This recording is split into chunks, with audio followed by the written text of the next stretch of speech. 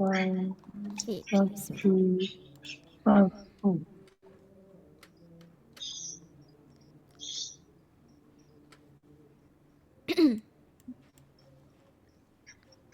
kecilnya. Alright. Jadi insya-Allah, okey tuan-puan. Sekarang ni kita nak beralih kepada huruf seterusnya. Okey, tadi kita dah naik ferry, betul tak tuan-puan? Dah naik ferry dah.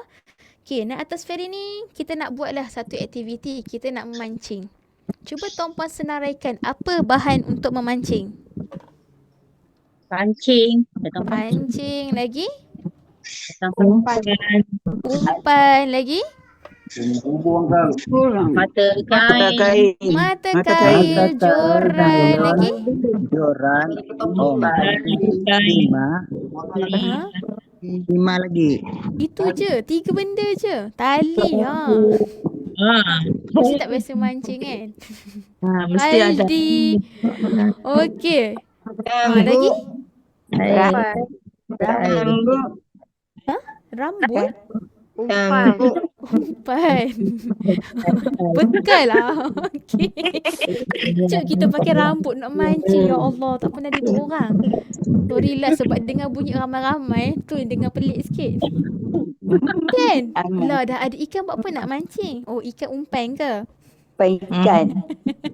Okey. Alright. Daripada jawapan-jawapan tadi tu, ada satu huruf yang macam dia. Agak-agak apa? Pandai. Ya Allah. Okey. Mata kail. Macam mana nak lukis mata kail tuan-puan? Kita lukis sikit. Silap-silap. Boleh lah. Tak apa, lukis sikit. Ikutlah ke kreativiti tuan-puan macam mana. Sebab hujung tu tajam sikit kan.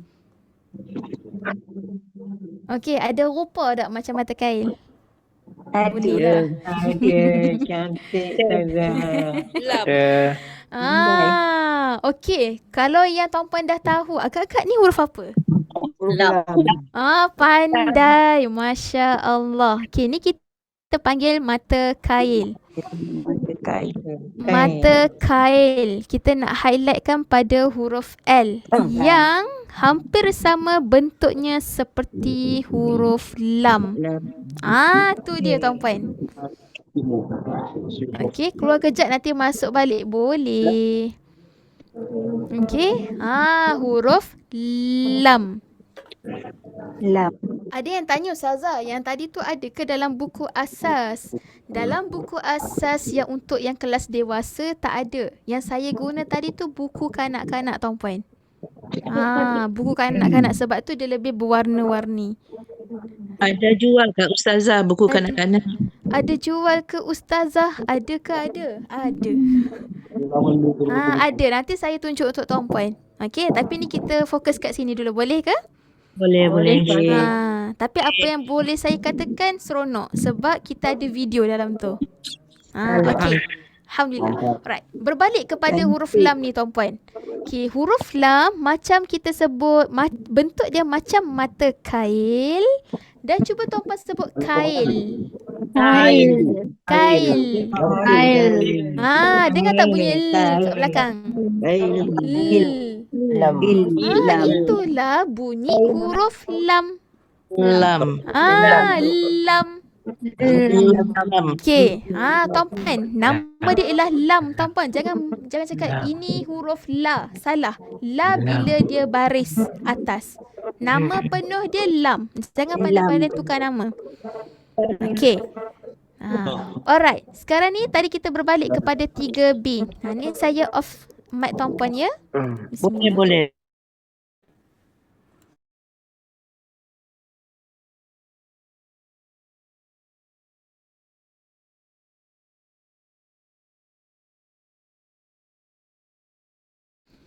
Okey. Alright. Sekarang ni tuan-puan, yang ni kita ringkas tak tuan-puan? Sebab sepatutnya dah masuk guru lain dah. Okey, tak apa. Kita fokus mana yang sempat insya-Allah. Okey, untuk huruf lam, bentuk dulu. Bentuk huruf lam, macam tadi huruf fa tuan-puan, dia mesra betul tak? Allahu Akbar. Dia bentuknya mesra. Huruf lam pun sama. Mesra. Mesra.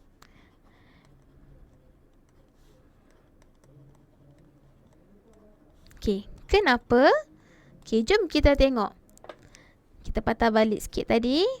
Okey, ni huruf lam ini yang kita nampak ni, ini ialah bentuk asli dia ataupun bentuk tunggal. Ada rakaman ke ustazah? InsyaAllah ada. Okey, insyaAllah ada. Okey, huruf lam bentuknya asli seperti ini tuan-puan, macam mata kail. Cuma bila duduk dekat tengah, dekat awal, kat hujung, confirm tuan-puan akan keliru dengan satu huruf yang kita panggil alif. Betul tak saya kata? Sebab sangat ramai tuan-puan. Memang kalau kita kata tak terkira lah. Sangat ramai sebab kenapa dia tak tahu bentuk dia macam mana. Okay, sekarang ni jom kita pecahkan. Huruf lam, dia tak ada mata tuan-puan. Dia ada badan, ada kepala dia lah. Ni kita panggil kepala ataupun badan dengan ekor sekali. Tak ada mata. So jangan pandai-pandai tambah mata. Okay. Jadi masa duduk awal tuan-puan, kekalkan dia punya badan ataupun kepala dia. Allah, awak dia nipis ni. Okay, sekali lagi. Kekalkan badan dan juga ekor dia straight saja tuan-puan. Nampak ni straight. Jangan lengkung macam ni. Tak. Straight je. Kalau lengkung, dia susah nak sambung dengan huruf lain. Dia straight saja. Okay, itu dekat awal. Nampak? Straight dia panjang. Sebab dia huruf mesra. Boleh bersambung. Okay. Seterusnya. Huruf lam kat tengah pun sama. Dia nak bersambung dengan huruf sebelum. Kekalkan badan dia dengan ekor. Tapi biasanya kecil je. Sikit je ekor dia. Okey. Sebab kenapa? Kalau huruf alif tuan-puan, huruf alif dia macam ni saja. Dia takkan bersambung dengan selepas. Takkan ada. Okey, tapi huruf lam ni nampak ni. Ada sedikit ekor ke depan. Kat hujung macam mana tuan-puan? Sama macam bentuk tunggal dia. Bentuk asli. Tu dia. Ni saya padam sikit. Sekejap. Sebab dia boleh bersambung huruf sebelum. Kekalkan bentuk asli dia. Inilah huruf lam dekat hujung. So, kalau kita gabungkan kesemuanya, awal, tengah dan hujung. Begitu. Sebab tu macam tuan-puan nampak dalam kalimah Allah kan. Ada dua huruf lam sebenarnya. Kan? Kalimah Allah, susunan dia begini. Macam tu. Ini sebenarnya huruf lam ni. Lam. Mesti huruf lam kalau nampak duduk tengah-tengah dan dia bersambung. Soalan kenapa yang tengah tu pendek dari yang akhir? Ikut tulisan tuan-puan. Tapi memang macam tu. Lam kalau kat tengah, biasanya memang kecil ekor dia. Ekor dia pendek sikit. Tak percaya tuan-puan tengok dekat Quran. Tapi mudah cerita, tuan-puan kenal dia punya bentuk bersambung. Okey. Sebab huruf alif sekali lagi. Alif takkan boleh bersambung dengan selepas. Dia tiang juga tuan-puan. Huruf lam ni tiang juga. Cuma dia boleh bersambung. Kalau alif, dia takkan boleh sambung dengan selepas. Tu je yang saya boleh sebut. So, tuan-puan tak payah pening nak fikir ekor dia panjang mana ustazah, pendek mana. Tak. Fikir dia bersambung saja. Kalau sambung, confirm lam. Tak sambung, itu alif. Boleh? Okey. Settle tentang bentuk. Ada soalan? Okey. Tak ada ya? Alhamdulillah, jelas. Jadi, sekarang ni kita nak pergi kepada bunyi.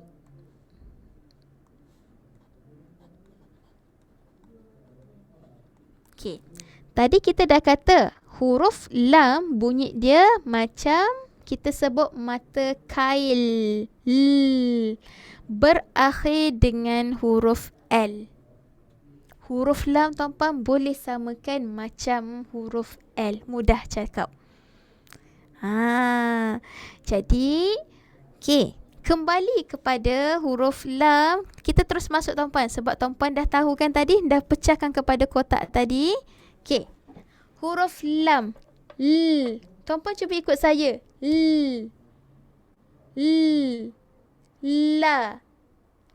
La.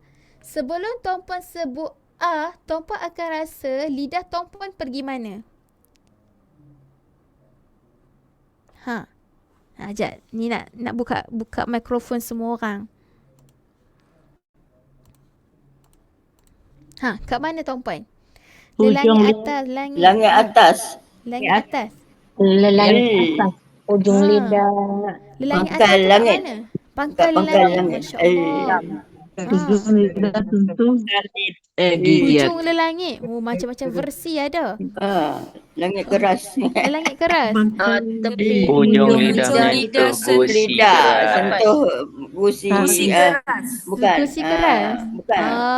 Okey. Di ujung lidah sentuh langit keras. Macam-macam langit Macam-macam ada. lah.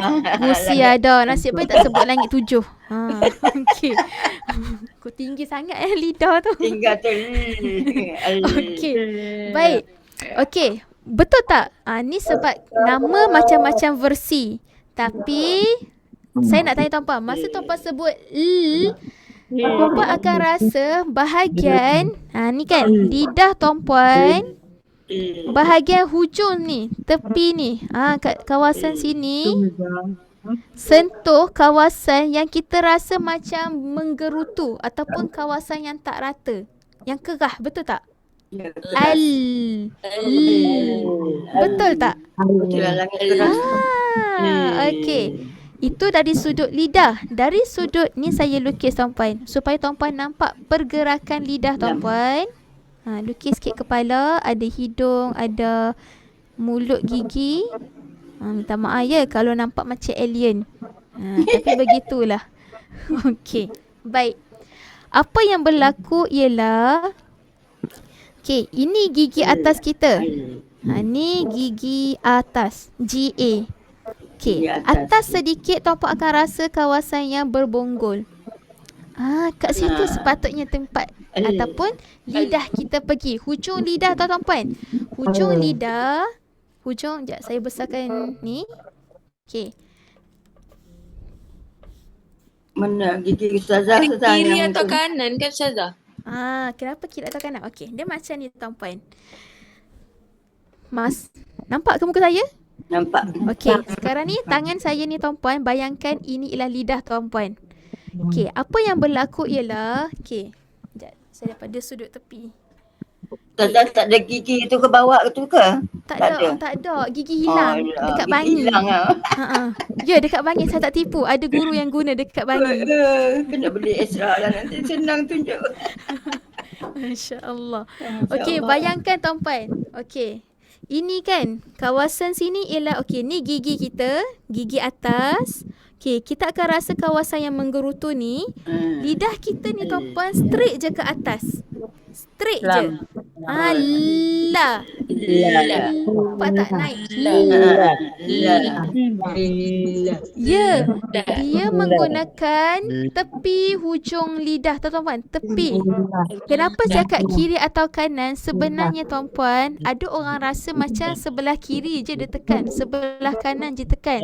Tapi sebenarnya tuan-puan, semua ni akan kena. Betul. Naikkan je kena. Nampak? Naik. Ya. Kan? Cuba sebut mata kail. Mata kail. Itulah bunyi lam. Mata kail. Okey. Keras tu Ustazah tu, langit tu. Okey. Tempat ni kita panggil dia gusi keras atas. Gusi keras. Gusi keras. Salah lah langit tu. Gusi lah. Ya, ada yang panggil lelangit keras atas. Sebab kalau sebut lelangit je, lelangit tu yang paling tinggi tu. Oh, yang atas. Ya dia yang atas tengah. lagi. Lepas daripada berbonggol-bonggol. Ya. Okey. Belakang gusi lah. Ya. Okey, setakat ni dapat dah tempat dia. Faham? Faham. Alhamdulillah.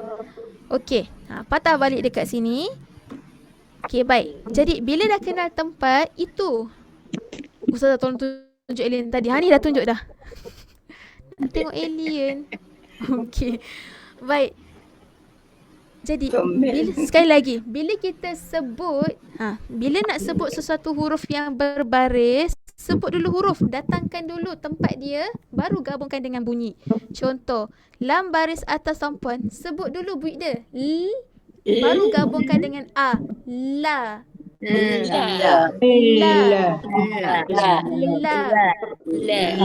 Okey, sekarang ni saya nak tumpuan banding masa kita sebut rasa tak mengalir sikit? Kan? Rasa macam tertahan nak sebut huruf lam tu. Tertahan sikit. Tertahan sikit. Sebab kenapa dia tak tertahan terus, betul tak? Dia ada, kita kata macam lebih macam mengalir sikit tapi macam tahan sikit. Dia sebab memang kita panggil huruf lam ni dia ada sedikit lebihan suara, ataupun boleh kita kata kategori dia mengalir sikit. Macam fa tadi dia mengalir terus. Fa lebih mudah. Lam sikit je. La. Ya. Okey. Lam baris bawah bunyi dia macam mana? Nampak? Good. Okey. Lam baris depan? Lu. Sebut lu. Tumpuan, pastikan tempat tinggal ataupun tempat hujung lidah tumpuan tu betul-betul kena gusi, keras atas. Jangan naik terlampau tinggi, nanti dia akan jadi Jawa. La. Betul tak? Kalau terlampau tinggi, naik ke lelangit yang atas lagi, dia akan jadi tebal. Tak?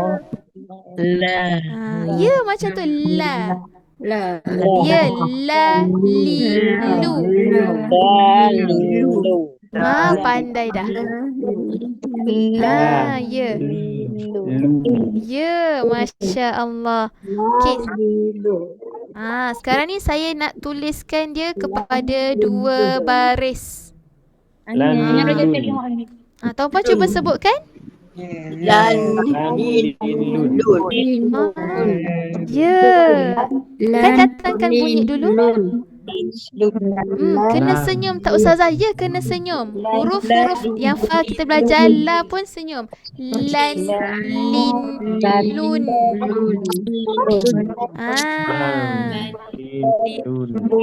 Betul. Okey.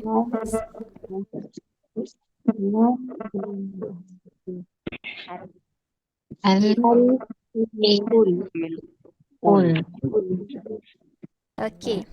Kita cuba sebut yang dalam keadaan mati. Okey, macam mana sebutan pertama? Ya, al. Nampak? Bunyi a, hamzah a. Gabungkan dengan bunyi lam. Al.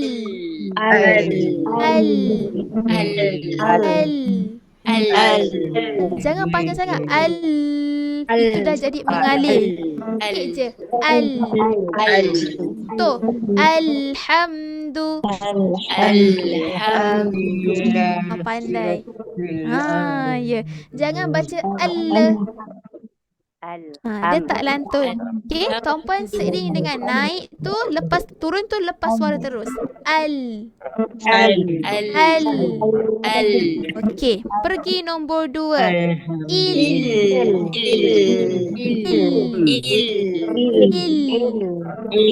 Okey. Nombor 3 macam mana?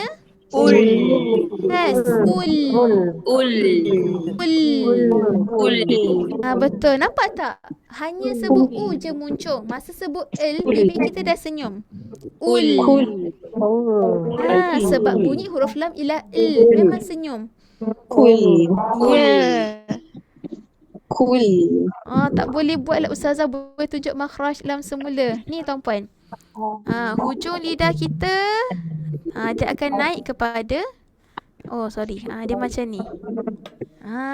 Menggunakan lidah kita ni tuan-puan, bahagian tepi hujung lidah keseluruhan ni tuan-puan. Macam tu. Okey. Mesti kena kawasan yang menggerutu ni. Jangan terlampau atas, jangan dekat sini. Nanti dia jadi lain. Tak. Kita rasa tuan-puan, lidah kita ni